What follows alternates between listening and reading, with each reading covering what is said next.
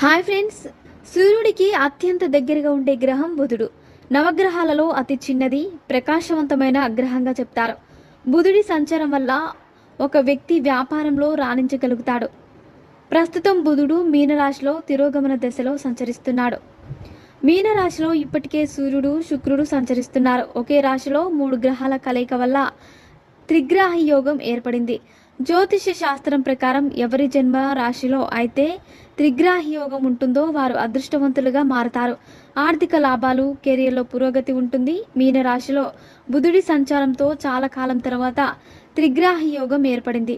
ఈ యోగం ప్రభావంతో 4 రాశుల వాళ్ళకి అద్భుతమైన ప్రయోజనాలు లభిస్తాయి. వృత్తిలో అపారమైన విజయాన్ని సాధిస్తారు. వ్యాపారంలో లాభాలు గడిస్తారు. ఉద్యోగంలో పదోన్నతులు పొందుతారు. ఏ ఏ రాశులకు త్రిగ్రహ యోగం ప్రభావం ఉంటుందో చూద్దాం. మిథున రాశి.